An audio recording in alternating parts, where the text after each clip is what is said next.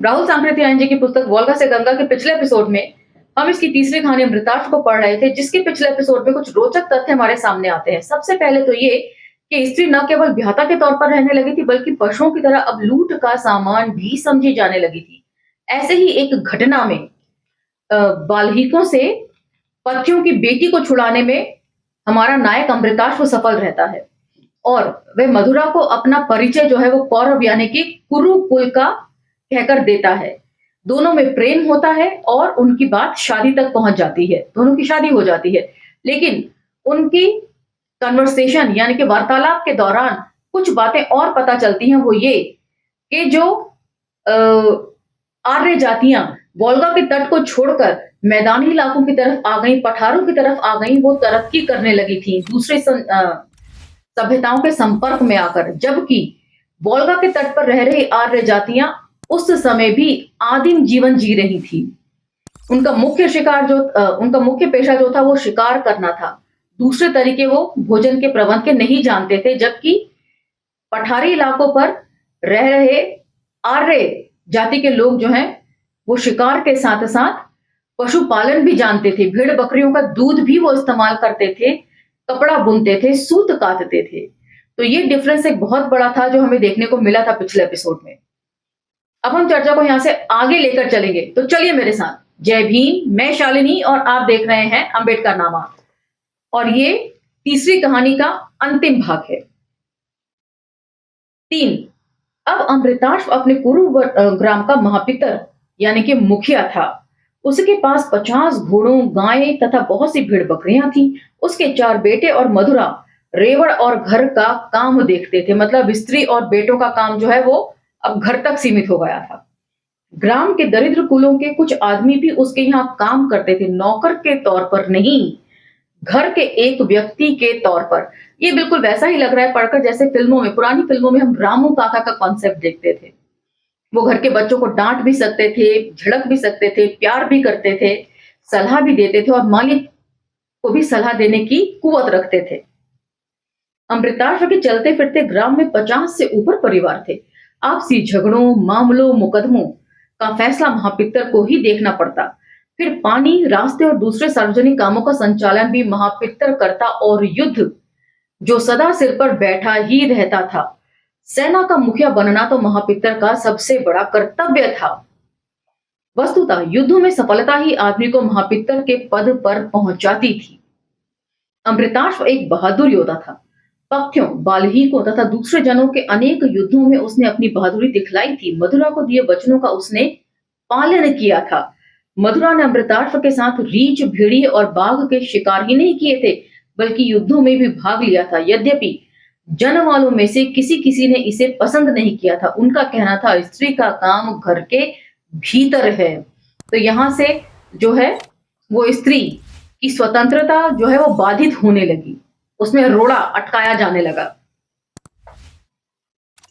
अमृतार्थ जब पहले पहल महापितर चुना गया, उस दिन कुरुपुर महोत्सव मना रहा था।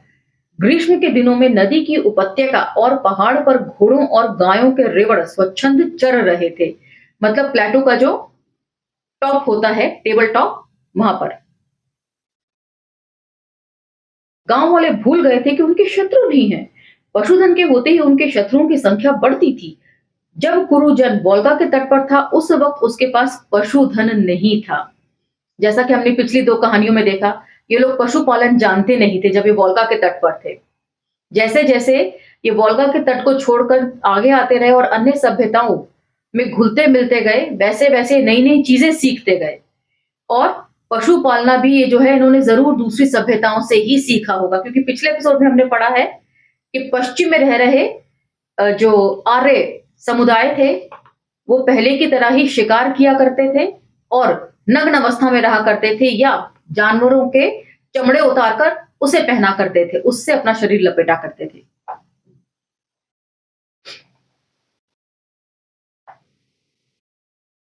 जब कुरुजन वोल्गा के तट पर था, उस वक्त उसके पास पशुधन नहीं था।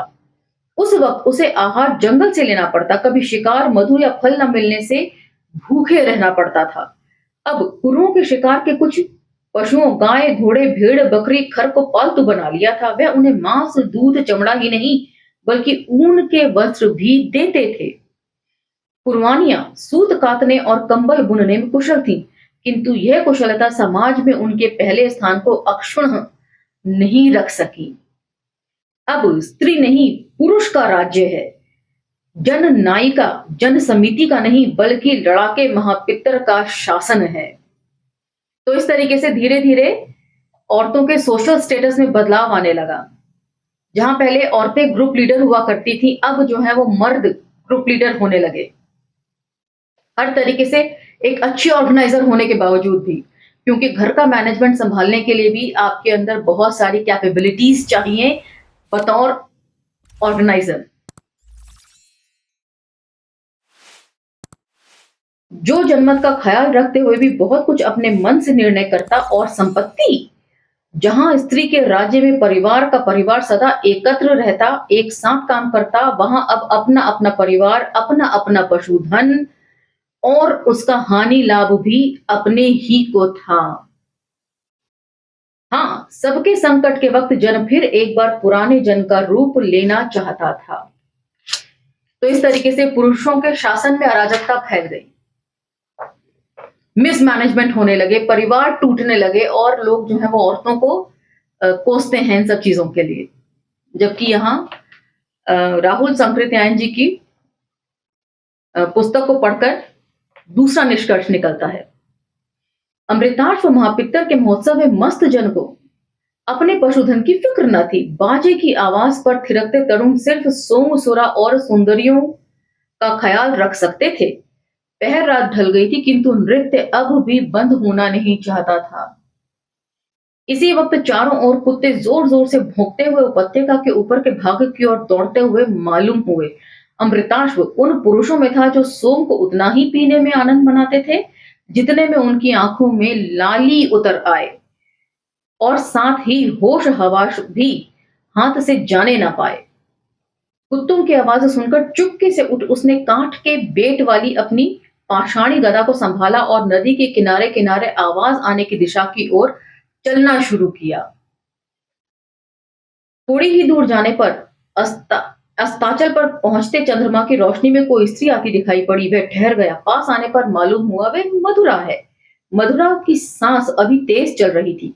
उसने उत्तेजित स्वर में कहा, गुरु, हमारे पशुओं को हांके लिए जा रहे हैं। हांके लिए जा रहे हैं और हमारे सारे तरुण नशे में चूर है। तू कहां तक गई थी मधुरा? उतनी ही दूर तक जितने में मैं इतना जान सकी। सारे पशुओं को ले जा रहे हैं। देर से जान पड़ता है, बिखरे रेवड़ को एकत्र करने में लगे हुए थे। तो मतलब बाजे गाजे के साउंड में इन लोगों को सुनाई नहीं दिया कि इनके भेड़ बकरियों को हाँक कर कोई ले जा रहा है। तू क्या सोचती है मधुरा? देर करने का समय नहीं, और हमारे सारे तरुण नशे में चूर हैं। जो चले सके उन्हें लेकर धावा बोलना चाहिए। हाँ जरूर, लेकिन एक बात है मधुरा, तुझे मेरे साथ नहीं चलना है। इन तरुणों का नशा, ये तरुणों का आधा नशा तो इस समाचार से ही उतर जाएगा, और बाकी को दही खिलाना। जैसे जैसे नशा उतरता जाए वैसे वैसे भेजती जाना। और कुर्बानियां, मैं कुरुओं के महापितर की हैसियत से आज्ञा देता हूं कि उन्हें युद्ध क्षेत्र में उतरने की उस पुरानी विस्मृत प्रथा को हमें जगाना होगा। तो मतलब जब जब ये लोग युद्ध हारने लगते हैं तो ये औरतों को आगे कर देते हैं। मुझे लगता है पौराणिक कथाओं में दुर्गा महिषासुर का संग्राम भी कुछ ऐसा ही रहा होगा। जिस महिषासुर से पुरुष पार नहीं पा सके, उसके सामने दुर्गा के तौर पर एक स्त्री को रख दिया। आप क्या सोचते हैं मुझे जरूर बताइएगा। मैं आगे आने की कोशिश नहीं करूंगी। अच्छा, जल्दी। महापितर की आज्ञा पर बाजे एकदम बंद हो गए। नर नारी महापितर के गिर्द जमा हो गए। सचमुच गौ अश्व हरण की बात सुनते ही उनमें से कितनों का नशा उतर गया। उनके चेहरों पर प्रणय मुद्रा की जगह वीर मुद्रा छा गई। महापितर के मेघ गंभीर स्वर में कहा, कुरुओं और कुर्बानियों, कुरु शत्रुओं से हमें अपने धन को छीनना है। लड़ाई होगी। तुम में से जिनमें होश है अपने हथियार ले लें, घोड़े पर सवार हो मेरे पीछे आए। जो नशे में हो मधुरा से दही लेकर खाएं और उतरते ही दौड़े आए। मतलब नशा उतरते ही दौड़े आए। कुरवानियों, आज तुम्हें भी मैं रण क्षेत्र में आने की आज्ञा देता हूँ। पुरानी कुरवानियों युद्ध क्षेत्र में पुरुषों के समान भाग लेती थी। यह हम वृद्धों से सुनते आए हैं। आज तुम्हारा महापित्र अमृताश्व तुम्हें इसकी आज्ञा देता है। दम के दम में 40 घोड़े जमा हो गए। कुरु जितने पुरुषों को जमा कर पाए उन्हें उपत्यका के ऊपर की ओर भगाए लिए जा रहे थे, पर 2 घंटे की दौड़ के बाद पौ फटते वक्त कुरुओं ने उन्हें देखा। घोड़ों और गायों के इतने झुंड को इकट्ठा कर पहाड़ी से दौड़ते हुए हाँकना आसान काम न था। मतलब पशुओं को ऊपर की तरफ पहाड़ पे चढ़ाना वो आसान काम नहीं था। पता चलता है कि बहुत देर से यह काम किया जा रहा था। पुरु सवार अपने चमड़े के कोड़े को हवा और पत्थरों पर पटक पशुओं को भयभीत कर रहे थे। अमृताश ने देखा पुरुओं की संख्या 100 के करीब होगी। अपनी 40 की टुकड़ी से लड़ाई शुरू करनी चाहिए या नहीं, इस पर ज्यादा मत्थापच्ची वह करना नहीं चाहता था। उसने सींगों के लंबे भाले को संभाल कर दुश्मन पर हमला करने की आज्ञा दी। कुरुवीर और वीरांगनाओं ने, हाँ वीरांगनाएं आधी से कम न थीं, निर्भय हो घोड़ों को आगे दौड़ाया। उन्हें देखते ही कुछ को पशुओं को रोक रखने के लिए छोड़ पुरु नीचे की ओर दौड़ पड़े और घोड़ों से पूरा फायदा उठाने के लिए नदी के किनारे एक खुली जगह पर खड़े हो कुर्रों के आने का इंतजार करने लगे। अमृताश्व की आकृति उस समय देखने लायक थी। उसका घोड़ा अमृत और वह दोनों एक ही शरीर के अंग मालूम होते थे। हिरण के तेज सींग का उसका भाला एक बार जिसके शरीर में लगता वह दूसरे बार के लिए अपने घोड़े पर बैठा नहीं रह सकता था। मतलब जिसको भी लगता वह उठ नहीं सकता था, उठ जाता था। पुरुओं ने धनुष बाण और पाषाण परशु पर ज्यादा भरोसा कर गलती की थी। यदि उनके पास भी उतने ही सींग के भाले होते तो निश्चय ही कुरु उनका मुकाबला नहीं कर सकते थे। तो मतलब जो वोल्गा तट के नजदीक नजदीक आर्य जातियां थी, उनके हथियार भी पुराने थे, जो नए हथियारों से लड़ने के काबिल नहीं थे।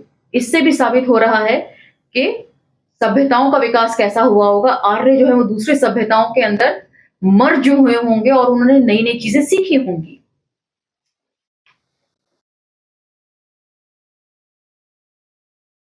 1 घंटा संग्राम होते हो गया था। कुरु अब भी डटे हुए थे, किंतु उनके 1/3 योद्धा हताहत थे। यह डर की बात थी।